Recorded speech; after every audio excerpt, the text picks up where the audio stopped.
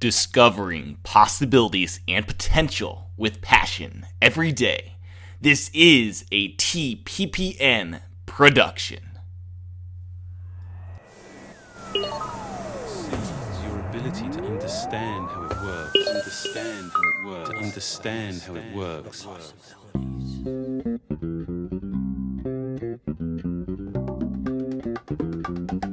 Q-tape.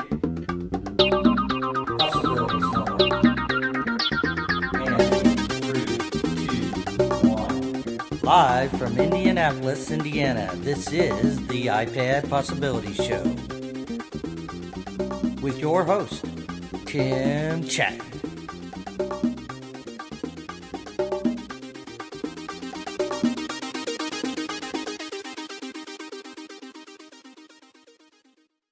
Welcome to the iPad Possibilities Podcast, episode number 68, Optical Audio.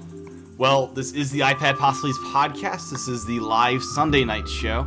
I'm here tonight with John Finnan. How are you doing, John? Good, Tim. How's your week been? Crazy busy, but a lot of fun at the same time. So, yeah, good stuff going on right now. So, I'll have some exciting things to share in the next couple weeks here. But, yeah, with that said, there's been a lot of things going on in iPad world, even though we're still in the iPhone mayhem stuff going on. But there's been some iPad stuff, and I think an iBooks update that you've been looking forward to. I'll have your thoughts in a couple minutes here if it's all that you wanted out of it. But the first thing is you found an article, an in-depth look at how people are using the iPad. Can you kind of go over what Mashable found? Yeah, it was kind of interesting. It was actually not. I think it was actually trying to remember the organization that did it. It wasn't Mashable, but they're the ones that brought it to the attention of everyone. And for the life of me, I am at a loss as to who that was. But it's a very interesting article, and I recommend people go see it or read it.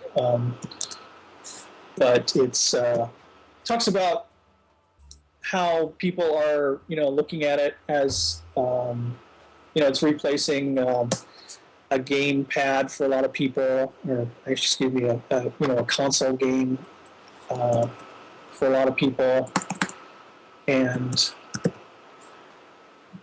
I don't know that I can summarize it too well, Tim. There's a lot of stuff in it, but it's an interesting article. They did a lot of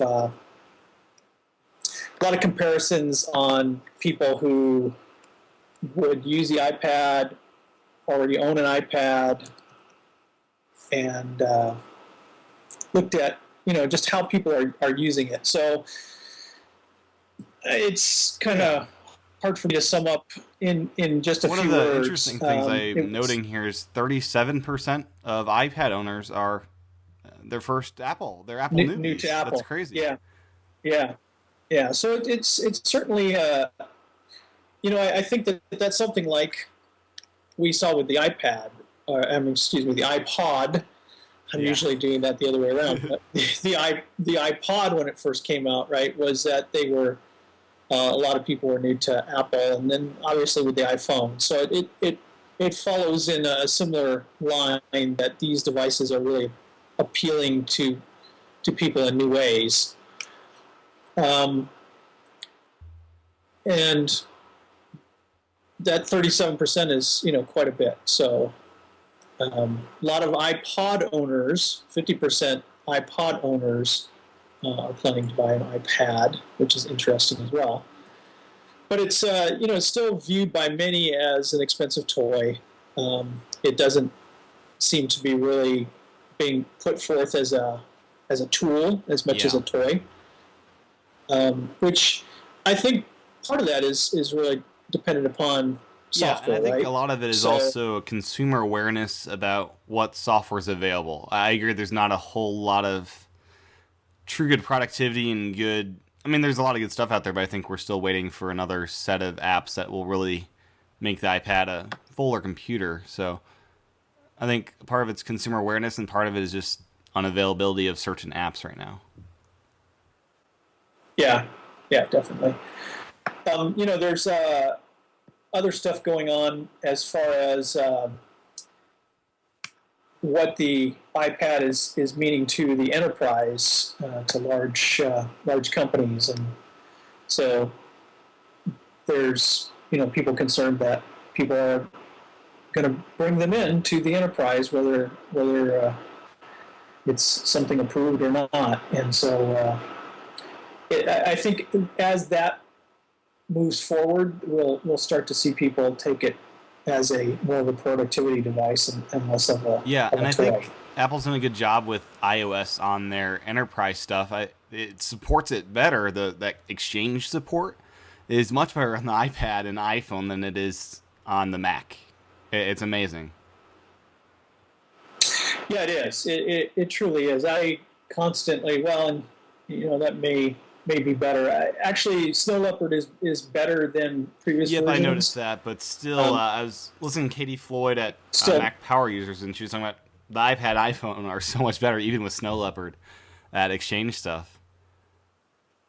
Yeah, they definitely are. And I've been the company I work for now uses Exchange, and I've been very glad that I had the iPhone and the iPad set up to get email and events, meeting notices, in addition to the Mac, because there were just some things that worked out better with the iPhone or the iPad. Yeah.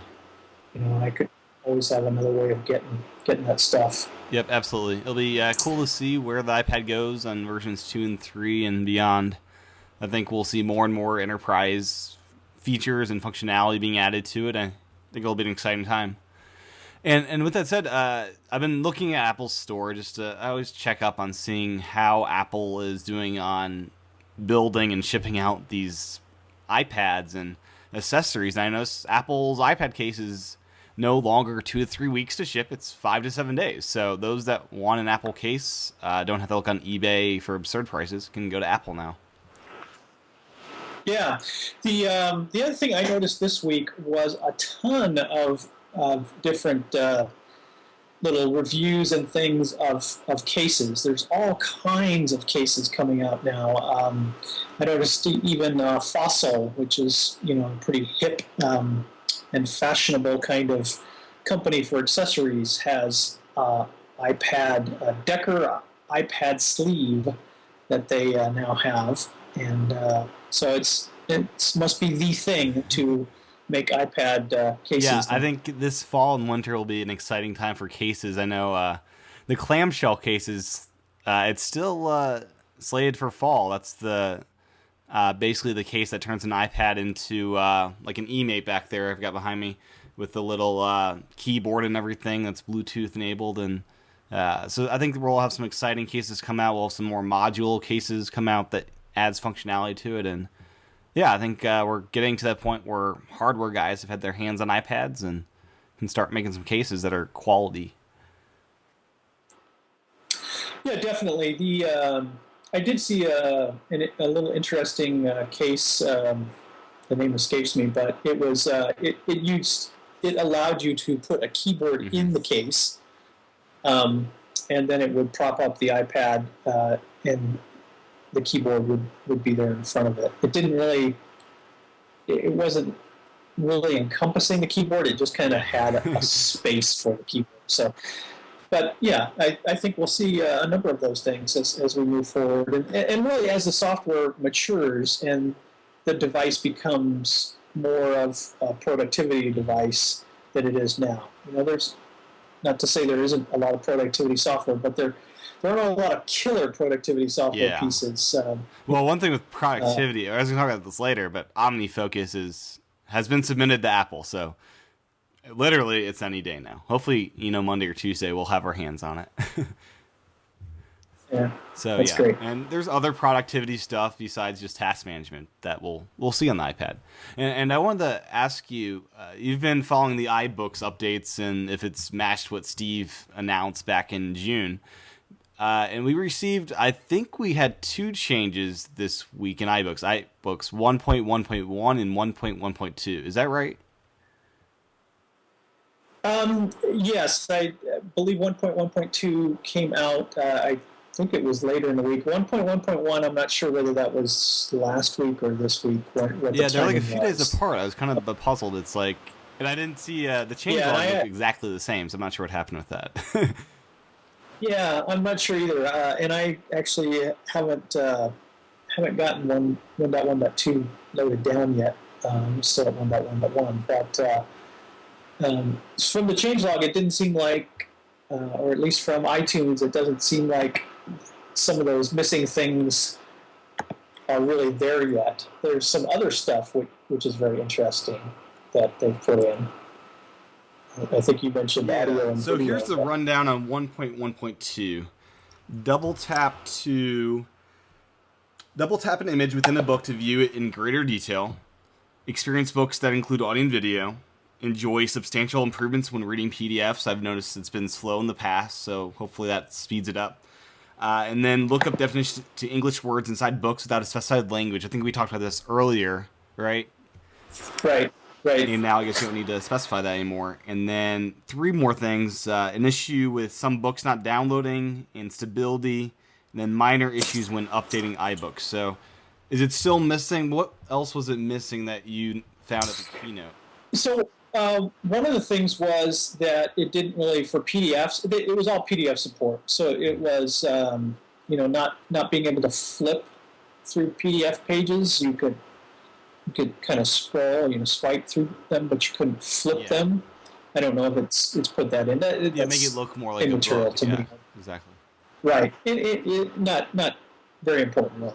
But the other one that was more important was the ability to mark up and annotate PDFs. Mm-hmm. And, I did not see that in 1.1.1, and it doesn't mention it here in 1.1.2, so I don't know if we have that yet. I'm sure they're working on it. I think the video-audio thing, this is my theory, and I think it's several others, that they just added that to stay in line with where the Kindle app is at. Do you feel the same way? Yeah, I think along with the sepia stuff too, I'm thinking as well. Yeah, I think they are really looking at how do they need to mature electronic books, and and certainly following the Kindle example is something, but we'll have to see. I think they'll put their own spin on it as they get a little bit more experience under their belt, and maybe not follow Kindle quite as much, but put their own. What I'd love to see as far as the audio support, I'm not sure how it's implemented, but it'd be very cool if an author could have I listen to music when I read my books on my iPad, and it's a great experience. I wonder if they could have their own soundtrack that just plays in the background when you read their book to get you in the right mood or whatever. I think that'd be very cool. Yeah, that would be very cool. Tim, I was just looking at iTunes, iBooks in iTunes, and the screenshot actually shows annotation in a book, and so or highlighting in a book. And so I'm wondering in if a PDF or EPUB. So I can highlight in EPUBs. It's in the EPUBs, which I hadn't ever tried to do before. Yeah, highlighting is very simple in EPUB. Yeah, so maybe I don't know. Maybe they've snuck it in there for PDFs. Yeah, I'm loading up the PDF right now, and I can't highlight anything because even though it's OCR'd, so that's still missing. It would appear. Yeah. So hopefully they'll add that. Okay. But not today. Another cool app I wasn't sure I was going to download or play with, but I gave in. Flipboard. Have you got a chance to play with this one? I did. And I am quite impressed with some things about Flipboard and not impressed with other things. Yeah, I have similar feelings. At first I started looking at it and I was like, okay, this is kind of a cool interface. What does it, and it talked about signing up so that you could do Twitter and Facebook, And I did that, and I got a confirmation that I'm on the list. So who knows how long that will take? And I didn't experience any of that. I downloaded it like 3 or 4 days after they released the app, and I was able to add my Twitter and Facebook. I'm not sure how I got in without a sign up or anything. Yeah, I'm not sure what it was. I kind of delayed a little bit in getting it, but I do like the interface. I like the interface a lot. And when I started getting into it further, I started seeing, there's these various content sections that I can add from their offerings, which makes it interesting. So, I think it's good. However, the first hour I played with Flipbook, it crashed 4 times on me. Not good. So, I don't know that it's ready for prime time. Yeah, the big debate it's not like among content guys are the very classic debate is you're taking our content and stripping the ads, making it look different, and a lot of people are angry about it, but I think this is just the way the web is evolving, and these guys creating content will have to evolve with it. Well, the key thing is really that RSS was developed to allow somebody to syndicate their, and that's what is really simple syndication, that to syndicate their content, so that they were saying, here, you can have this. And other readers focus on those RSS feeds. But Flipboard is not doing that. Flipboard is going to websites and scraping stuff off of websites, which is not, it's using their stuff without permission. And so, there is, I don't know whether this will come back to bite them, but it is an issue. Somebody quoted like a commercial law, how you can't use our content for commercial and selling stuff, and it's a free application. Does that make it different? Does that make it okay for this kind of stuff to happen? I don't know that it does. I certainly will say I'm not a lawyer, and I don't play one on TV either. But it would seem to me that even a free app, because copyright is not just about whether you're making money on it. It's like the bootlegs, right? Copyright is the giveaway are still. So, I don't know that being a free app is gonna impact the legality of what they're doing or not. It seems to me that it probably wouldn't. And, as a web designer, I'm not sure if you are or not, are you able to see, hey, this is Flipboard calling our website to load up? Are you able to block that pretty easily? I don't know that. I would think that you could. You can get information about referrals and where something's coming from, but I'm not sure exactly what kind of technology they're using to scrape these things. So that's I guess will remain to be seen how well they weather that storm. There was certainly that problem with Pulse. Yeah, we had the same discussion back then, didn't we? And I don't recall exactly what Pulse uses RSS. It was different. Yeah, because they were doing something that the New York Times didn't like, but they got past that. The question is whether Flipboard will A, have a significant problem, and B, whether they'll get past it or not. I would hope that. I really do like their interface, and I would hope that they find some way of surviving. If there's some legal challenge to what they're doing right now, that they're able to find some way around it. Apparently, they felt like they weren't getting good enough content just from RSS feeds, which is why they're doing scraping. That'd be cool if they did an affiliate program where, through in-app purchases for like $1, each website could, the websites could get paid through in-app purchases to add their content. I'm not sure how they would work that out, or how. Is that possible? It is, but I don't think that would. I mean, maybe that's where they're going. Mm-hmm. I don't know. They might. That may be. You wonder why such a cool interface is available in a free application. But I imagine that they must have some idea of monetizing this and making this, some kind of real deal. Have you pulled it up recently? I have Tim? not. I will, if you want to. Yeah, I'm pulling up right now. I've got it. I just pulled it up, and I'm not getting any content out of the Flip Tech and Flip Style. Huh. Well, I'm loading it right now, and it's still loading.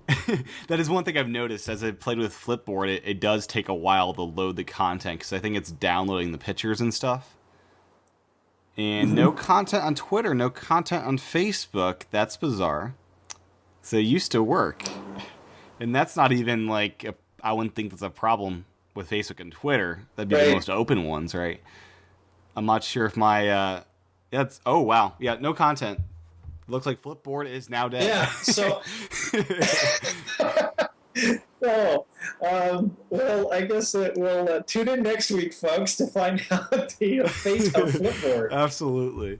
And, some other updates. I just want to go through some things that really pertain to the iPad. And one of those things was brushes. I have brushes. I paid the $10 for it. And they added video output for live paintings. I think this is a really cool possibility for artist teachers out there, like if you're in art class or whatever. And you can now use the iPad to, show different styles of painting, to a classroom full of students. I'm not sure what other use cases this may have, but what are your thoughts on just video output for live painting? Is there an audience to have that? Well, I think there is. Painting just being one of those things. I think we keep seeing time and time again that people want to output video from this device because, this is one of the first things that you can really put in somebody's hands, and they can do something with their finger and be creative, and other people want to see that without having to hunch over their shoulder.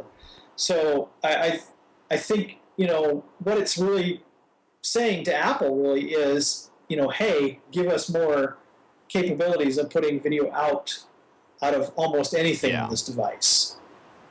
That's where I think it should go. I agree. So and along with video stuff, this kind of goes right along with it. I use Elgato's 264 HD or H264 HD stick. It's basically a video stick. I've got it here, and you just plug this into your Mac, and it speeds up the encoding process for videos. And up until a few weeks ago, or a couple days ago, they didn't have iPad support. And when I emailed them, they said just encode it for Apple TV, and it will play back fine on the iPad. And it didn't. It didn't work for some reason. And they finally updated it for iPad support. It's the 1.1 update, and it had iTunes support and iTunes tagging, so you can do TV shows more easily and all that kind of stuff. So if you're looking for a good, fast video encoder, that's a good app to get, and I highly recommend it. Yeah, I actually have the earlier version, the non-HD version, and I think it's a great device, and people should realize that no matter how fast their computer is, this thing tends to compress much faster than your computer, since that's all it's doing. So it's really a great thing, and Elgato has added support for a number of things with it, number of software packages on the Mac to use it. It's now down to $100 with the stick and software, which it's down from $150. Yeah. And it has saved me months of time when I've been helping people encode video to just keep it for safekeeping or whatever.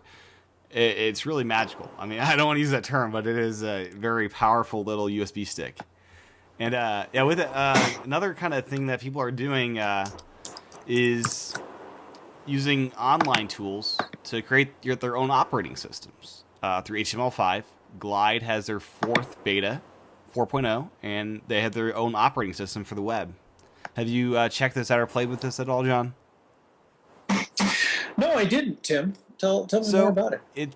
looks very much like a desktop operating system or whatever, but you can load it up on your internet browser. You can have your own files. It comes with, I think, 30 gigs for free. I forget the exact storage, but you can store your files there, and you can have different apps, and looks like a very appealing thing. I think it still has some rough edges, and not everything is iPad optimized yet, but I think it's a nice start and nice alternative for people that want to do some, different operating systems on their iPad. So with that, I've got an email. I got an email earlier this week about update to the Doxy scanner. And for those that don't know what Doxy scanner is, it's a scanner that scans basically to the cloud. You need a Mac or Windows machine to use it. But now we have support with this Doxy scanner to scan directly into iBooks. So the concept is you just scan whatever you need, and it goes directly in the iBooks as a PDF. So I think that's pretty cool. I do not own a Doxy scanner yet, though. Well, it's interesting the possibilities for scanning these days. I think it'd be interesting if we end up with the ability to have a little scanner that you hook to the iPad. That would be a very cool thing. But certainly there's a lot of things that are integrating with scanning and whatnot. And we talked about the trunk with Evernote, and there's a number of scanners that work well with Evernote that put it into your Evernote account, and then of course you can use Evernote on the iPad. Doxy is one of those scanners as well, so you got two ways of getting stuff onto your iPad. And another cool thing I had is it's been a big update week. I'm sorry if you guys are getting bogged down with all the update news, but there's some big updates. One of those was 1Password. This has been a huge thing that I've been wanting forever. Now you can Dropbox sync your 1Password database. So just like you can on your Mac and Windows machine, you can use Dropbox to synchronize it. You don't have to wait till you get home to Wi-Fi sync it. It's all done on Dropbox now, and it's fantastic. And the bookmarklet support is now added to it. Before it didn't work, but now when you're browsing in Safari, you can hit that bookmarklet to look up in 1Password. It launches up to that password, and right then and there, you're taken back to Safari to put in your password. It's fantastic, and if people are looking to be safe on the web, this is a good way to do it. I'm a real big proponent of 1Password, and the Dropbox sync, which I haven't yet set up, looks to be a great thing. And certainly the bookmarklet support has been needed, and now it's here. So it's great. It's a fantastic app. I think it's $15 now for the 1Password Pro. And I'd say it's worth it. I got it when it was cheaper, but it's still a very powerful app for keeping your Mac, Windows, iPhones, iPads all in sync with the passwords. So you don't have to remember your passwords anymore with just a single password. So enough of that. We have two other apps we wanted to talk about. And the next one's WritePad. And you've used WritePad before, John. And I was driving home a couple minutes ago before we went live, and I noticed WritePad had an update. They now have an integrated Twitter client. So this is the first app, a Twitter client, that you can actually write handwriting notes and put it into Twitter. I'm not sure where the market for this would be, but I think it's an interesting thing to add. Well, it's one more step in making the iPad the next new one, right?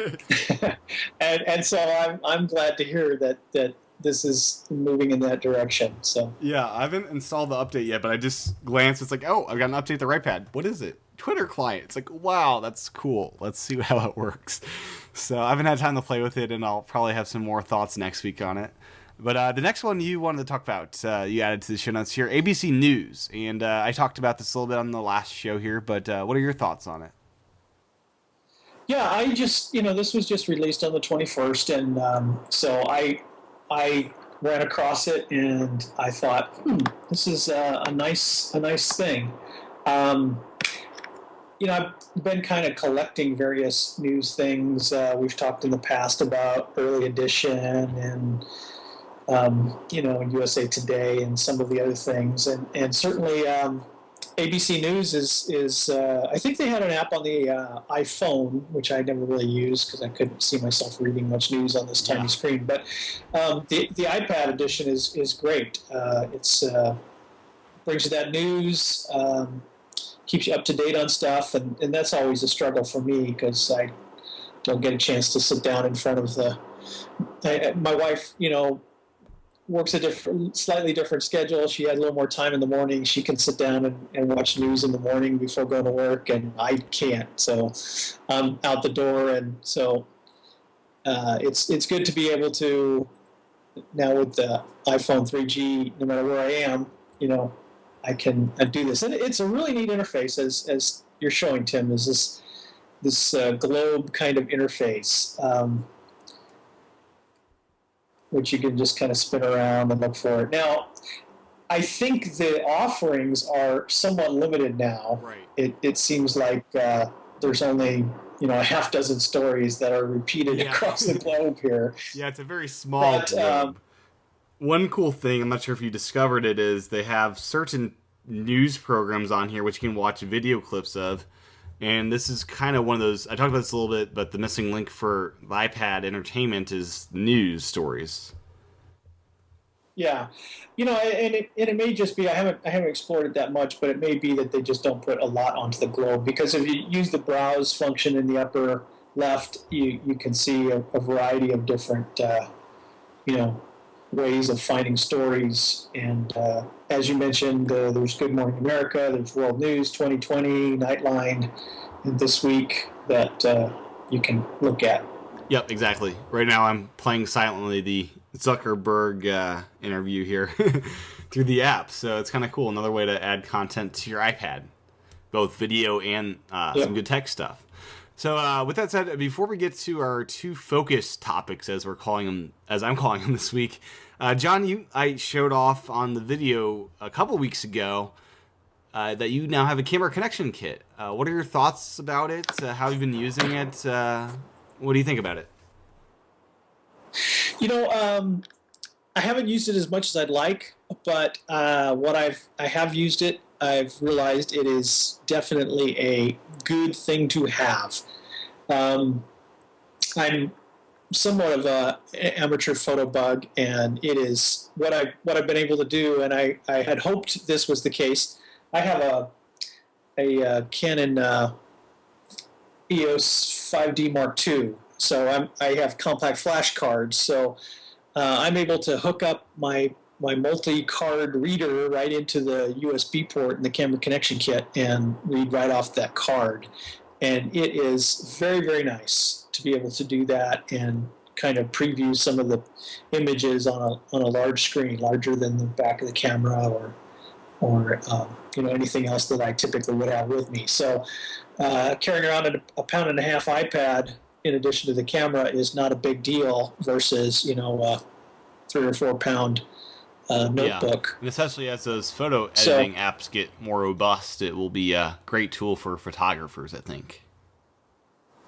Yeah, and there's a number of them that I use on the iPad that, most of them tend to be iPhone kind of things. They still work fairly well. I wish that more of the companies would realize that even though people aren't taking a picture with a built-in camera on an iPad yet, they're still loading stuff up onto the iPad and need those tools to edit them and whatnot. I was actually struggling the other day for a tool that let me do exactly, actually rotate a picture. Oh, wow. So I did a screenshot on the iPad for something I was doing, and I couldn't find a way to rotate the image. So I did find actually the ZAG application. I'm trying to remember what it's called. It's from ZAG. I'll find it here in a minute. I need folders. Exactly.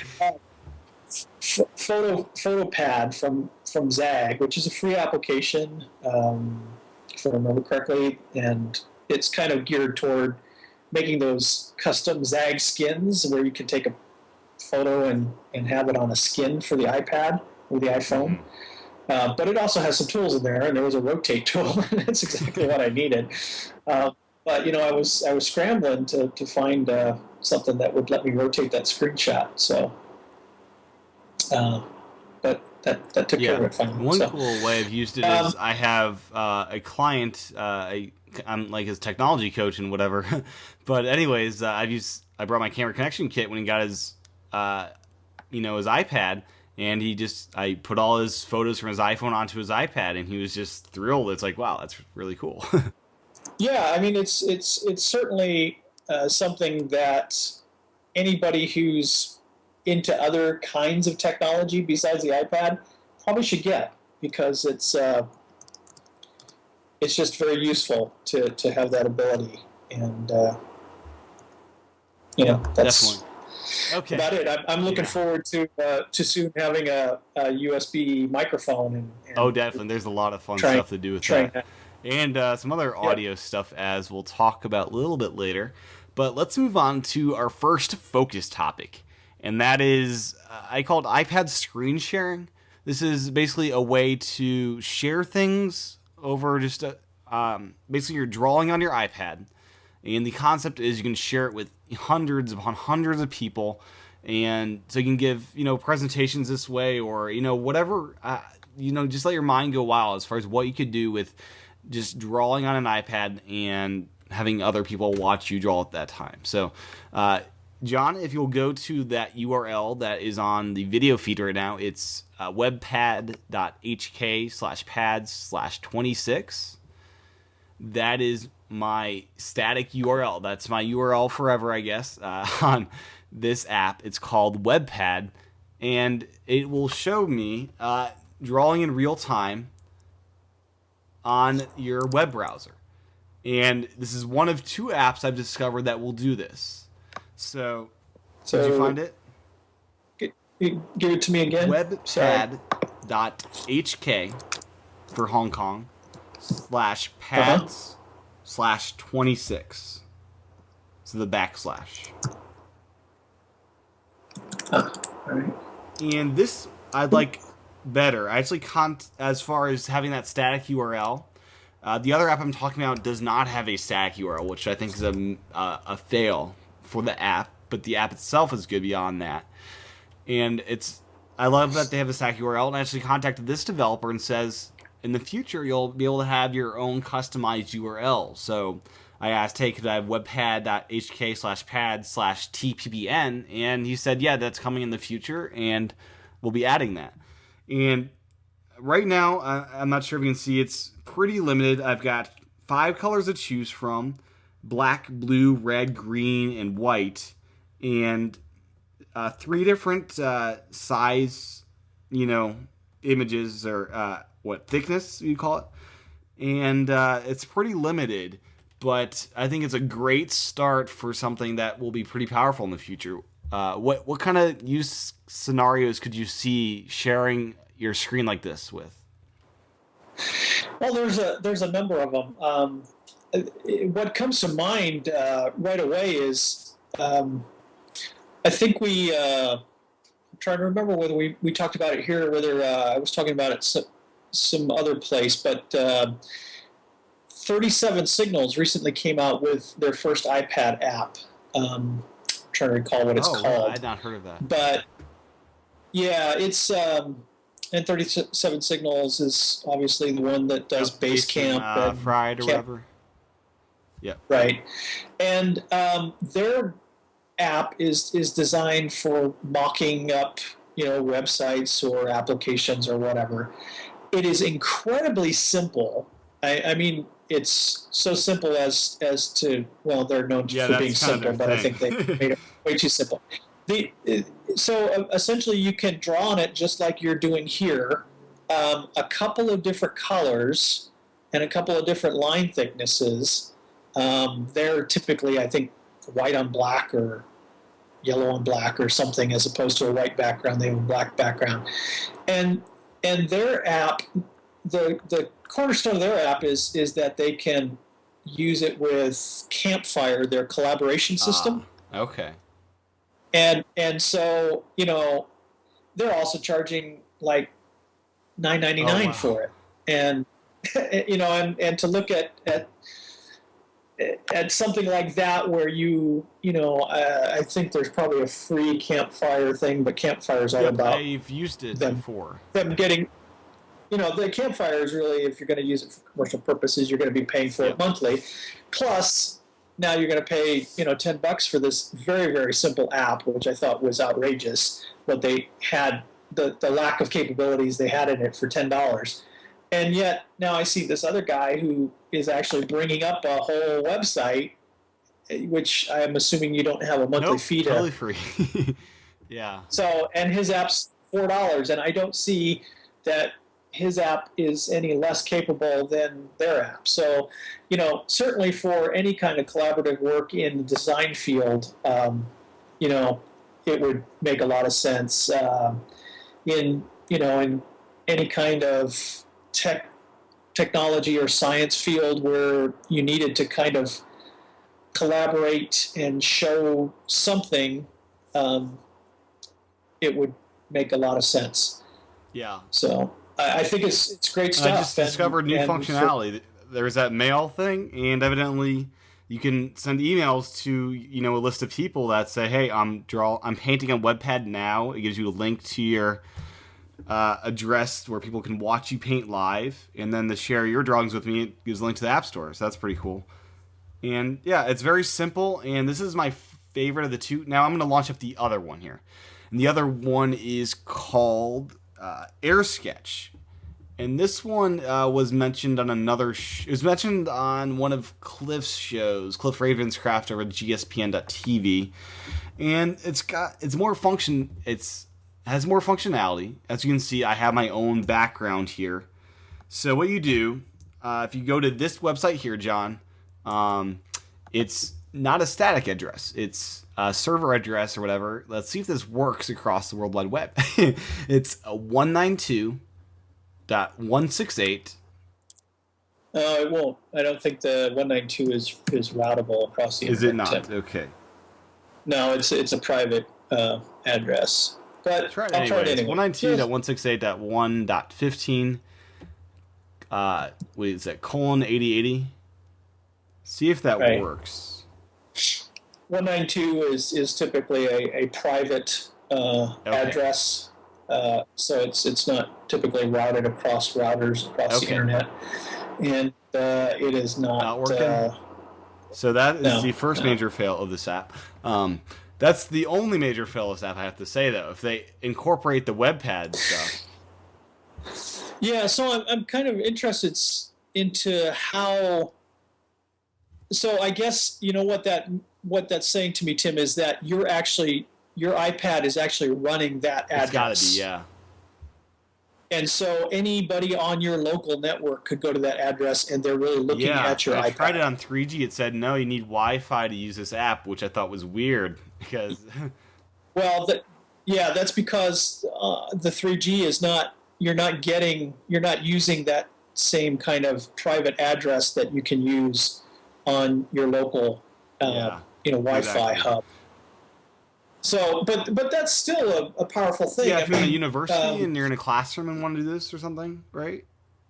You mentioned brushes before, having the video out. Well, this could give you, a similar capability without actually having to cable it up to your TV. Yeah. People could just look at your screen over your local web. Yeah, and this one, it's got more functionality. As you can see, you can add your own background images. It's got black, red, blue, green, purple, orange, blue, and yellow, as well as an eraser. And so it's much more functionality as far as the kind of drawings you can paint right now. But I would love to see the functionality of having your own static address that anyone can visit. So say we're doing a live show, people could watch us right on here or whatever. So I think it's a great app, but I think that'd be great to add. It's interesting. I wonder, it may be somewhere in the App Store, and neither one of us has seen it yet. So if anybody listening has seen this type of app, let us know. But what I suspect that somebody is working on is an app that similar to what you're looking at right there, but it has a way of connecting out to the internet, and then instead of just using a browser to look at your screen, I could run the same app on my iPad, and we could both interact with the drawing. That'd be cool. Like sort of a duet of Yeah. drawing. Yeah, that'd be cool.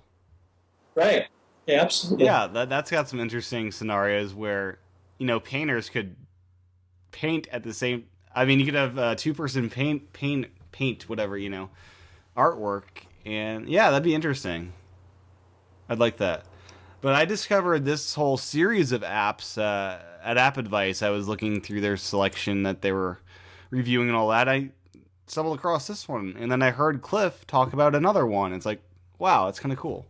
So I think this is a great start, and I'd love to see other apps that tackle this kind of what do you call it, functionality, right? Yeah. So that's focus topic number 1, and this is a new thing, focus topics. And the next thing, and the title of this show, optical audio. So do you know anything about optical audio and what it's all about, John? Yeah, I know a little bit about it, and I know it's been built into MacBooks and MacBook Pros anyway for quite some time. So optical audio is using optical light, like we're actually using fiber optics for the internet every day. At some point in the travels across the internet, our stuff goes to fiber optic cable for greater speed, but it just modulates sound as bits, which are transmitted as pulses of light, and it's decoded on the other end, and it's very superior sound because obviously it's totally digital and it's very fast, no lag, no perceptible lag to the human ear. And so, what do you have there, Tim? I've discovered that this amazing camera connection kit does so much more than we originally thought. It is a great tool for audio. So what I have here is the camera connection kit, the USB one here. And I'd love Apple to just sell these for $10, the USB stick alone. I don't think they'll do that, but anyways. And then I've got it connected to this adapter. So it's USB in, and it outputs to optical audio, as well as analog if you want to do that, but it outputs to optical audio. These were originally designed for Windows machines that don't have optical audio output, and it works on the iPad. So Good. When you plug it into the iPad, instead of, I've tried this, I've got a dock connector, and when I plug it in the iPod will say dock connector where the volume used to be. This will say USB audio now.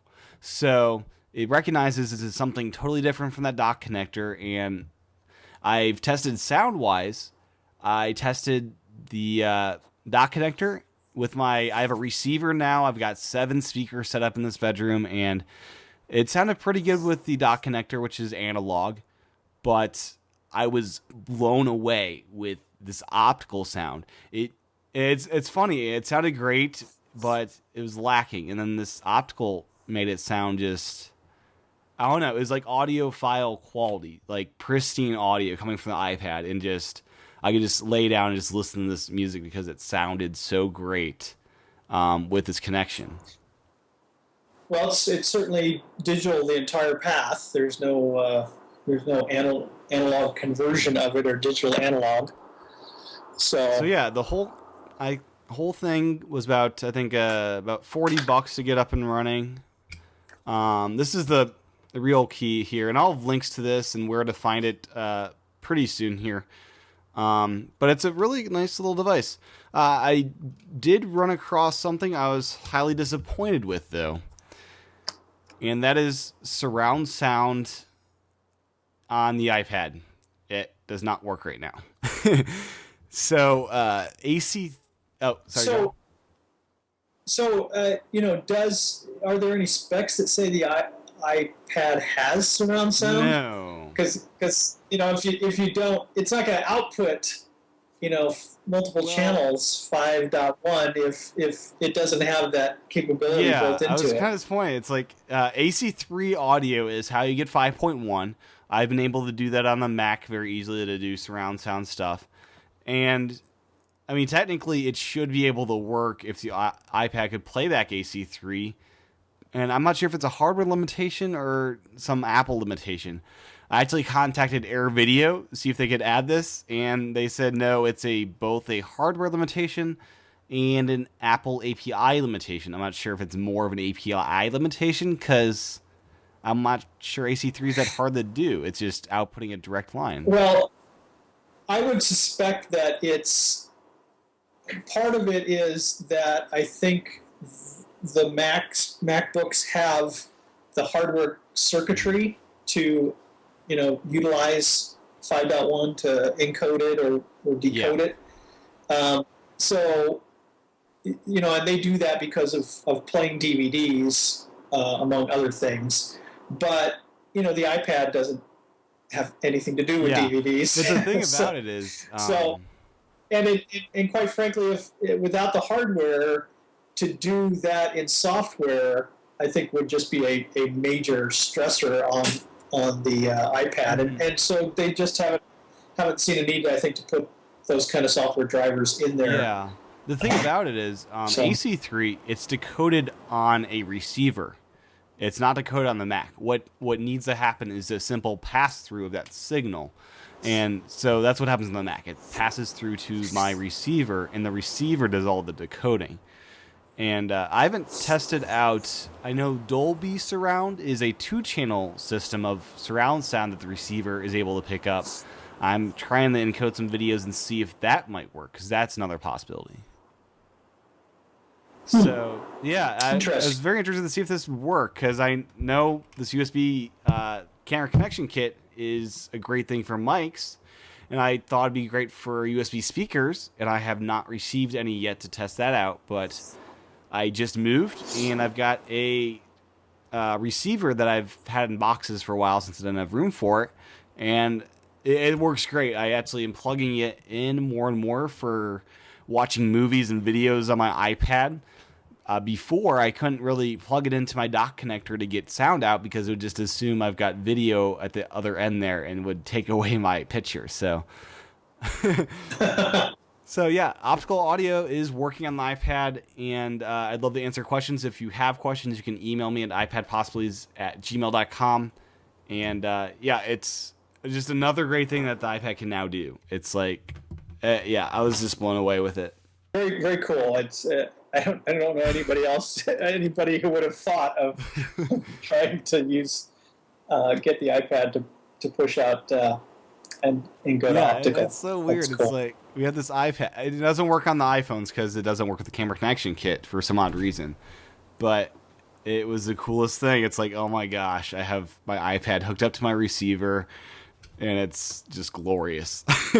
So if there's any other audio files out there that just love pristine audio, the iPad may be a good tool for you to have as your music center or whatever. So that is focus topic number 2, and I think there's a good future of optical audio on the iPad and other uses with it. And with that said, let's get on to some picks of the week, and you've got a number of them here. John, let's see what you have in store for us this week.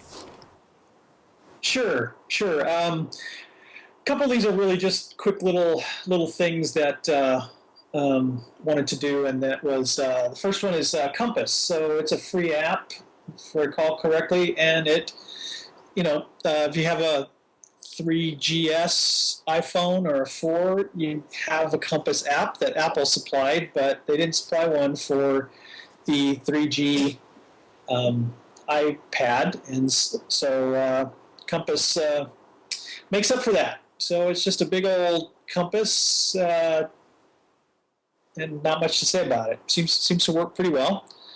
But if you just might have it on your pad in case you ever find yourself lost. In fact, I think it's seems to be less susceptible inside a car than at least the 3GS Compass was. So next one is a little app called Fast Finger, and we mentioned WritePad earlier, Tim. And we also mentioned trunk apps working with Evernote, and FastFinger is kind of related to both those discussions. FastFinger is a way of quickly writing notes with your finger or a stylus.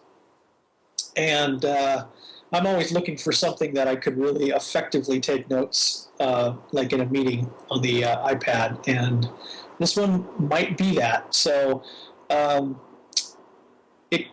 unfortunately, it kind of works more for a right-hander than a left-hander, because although I think there may be some setting that no, actually that's a different app that has a setting for left-hander, but they need to put in a setting, because there's what you do is essentially you write a word in a dedicated area here, and then there's this little place where it's called the thumb button. It's like a little picture of a thumb, and you. So if it's on the left side, so if you were writing right-handed, you'd write a word, and with your left thumb, you can tap this right after you write every word, and it takes that word and puts it up into the top area where the words are. And so that's how you go along, and you can do a return for a new line or whatever. But the interesting thing is that what you do when you're all done is you can sync this with your Evernote account. Very cool. And then not only do you have these kind of handwritten notes up in Evernote, but of course we know that Evernote does this quasi-character recognition thing, and so all of your handwritten stuff becomes searchable on Evernote. Awesome.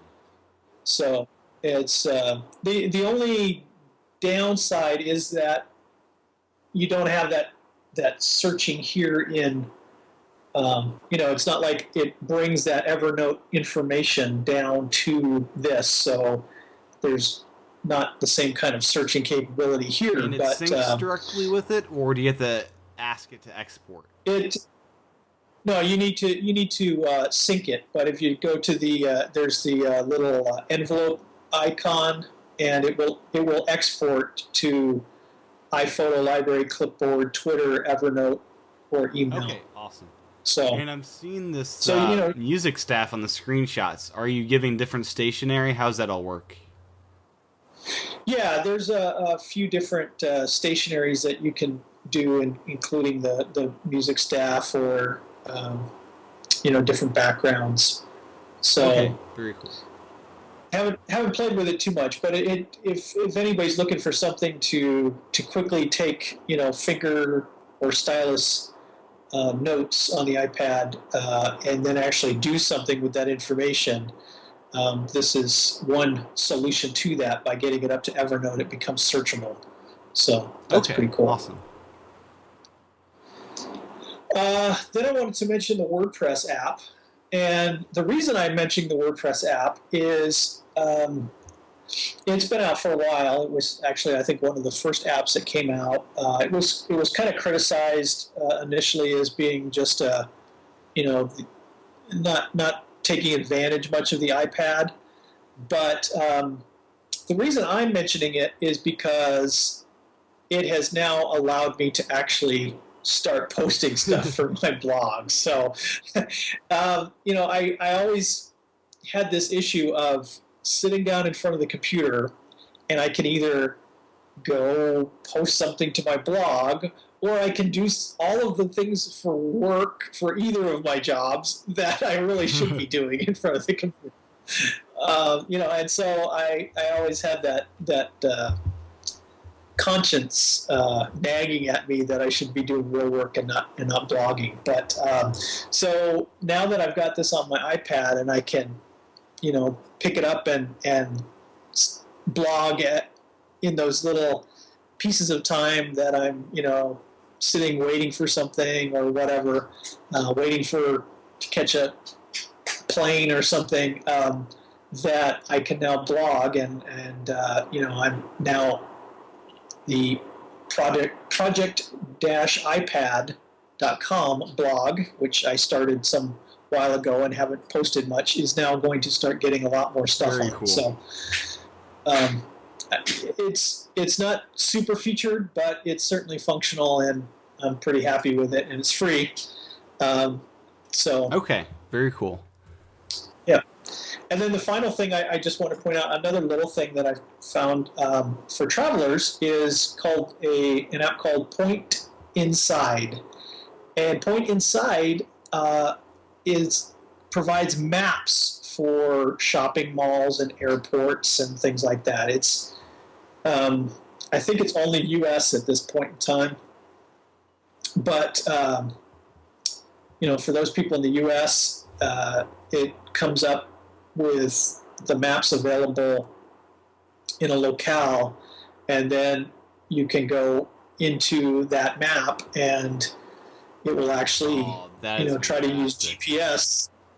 Yeah, we'll try to use GPS to find you in the mall and help you figure out where you're going, and it has multiple levels and all kinds of stuff like that. So, not that it's incredibly needed, but since I have in the past been in jobs where I traveled a lot to different airports that I had never been in before, I certainly could have used it then. And it's another free app, and I'll just put it on my iPad, and when I need it, it'll be there. Very cool. Well, I've got a couple of picks. Do you have any more? Or you got a lot of great ones. No, I just installed Point Inside. Well, I'll save some for next week. Yeah, I just installed Point Inside because that looks incredibly useful. But I wanted to find some stuff that related to optical audio. And one thing I've used for a long time, I haven't mentioned it because they are iPhone apps, but in all honesty, it's audio. You're not looking at the screen. They're a set of two apps here. They're called Pizizz, P-Z-I-Z-Z, and I've got both Pizizz Energizer and Sleep. I think the price has gone up since I purchased them. They're probably around $10 a piece now. I'm guessing. I haven't looked it up yet, but they upscale beautifully to the iPad, and I just hook it up to my receiver, and you're able to set the length of how long you want it, music versus voice, the different audio, and you have 3D surround sound abilities or whatever. And that does work with this optical audio with the way this app is set up. And you can have alarm sets. So this is like the missing piece for your alarm clock if you don't jailbreak. It has a very aptly looking alarm clock, and you can set your alarm clock to different sounds, and I use this as my new alarm clock. So I go to sleep with this, and it wakes me up as well. This is the Pizizz Sleep, and it's a fantastic application that some of the other apps give you just the same sounds over and over again, and this one generates brand new tracks each and every time. It's got some sort of generator for new stuff, so you won't be hearing the same stuff all the time. It's actually great technology. I actually started using Pizizz back on the Macintosh quite a few years ago. I probably don't use it as much as I should, but it is great technology, and I would certainly suggest people look into it. Yeah, I found it on the Mac as well, and back in college I found it on the Mac, and I have the Mac full suite of Pizizz stuff, but I haven't used it in ages. Since the iPhone came out, I actually used to sync up Pizizz to my iPod back before those iOS days, and fell asleep to it middle of the day for my college naps. But yeah, Pizizz Sleep and Pizizz Energizer are two fantastic apps if you're looking for something to help you. I mean, I sleep fine, but I sleep better. I mean, it's putting your sleep on steroids, basically, is how I like to describe it. And if you're having trouble sleeping, I'd recommend these two apps in particularly. And yeah. And Tim, what were they? They're just called Pizizz Sleep? One's Pizizz Sleep, and the other is Pizizz Energizer, P-Z-I-Z-Z. So one's for sleeping, and one's for just naps, quick spurts of naps up to 90 minutes in length.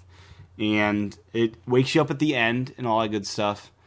And yeah, I mean, they're two separate apps. I'm having trouble finding them on the Let store, me double check. So it's P-Z-Z-I-Z.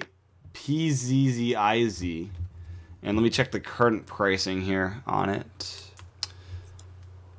I know I bought them at their dollar release when they first came out because I have been following Pizzazz for some time.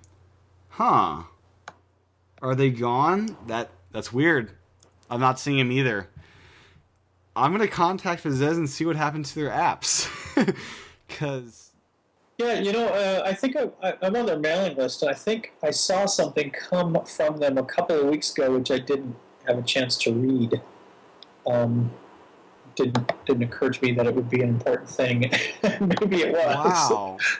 I hope they add that back, because these are great apps that really have taken off since of the iPad and phone or whatever. But let's see their blog here. I'm opening it up. I hope Apple didn't pull these. That would be not good. I wouldn't see a reason why Apple would pull them. I see no announcement on their blog about this, except for they've got light versions of these available. And let's read more. I'm still wondering if there's a link here for the light, because they had light versions of it too. Yeah, that's so bizarre. Okay, I will figure this out, and we'll have more information on next week for you if it's in the store and what I found out about it, because I'd love if everyone could grab this app, because it's fantastic. So, my other pick, since you can't get this one now, and I hope you'll be able to get it next week, is Text Expander. And this is a universal app that I talked a great deal about on the Friday-Saturday show. So all my thoughts are there on the Friday-Saturday show, but I wanted to send this out as a pick as well. It's been a true lifesaver as far as time and all those great things.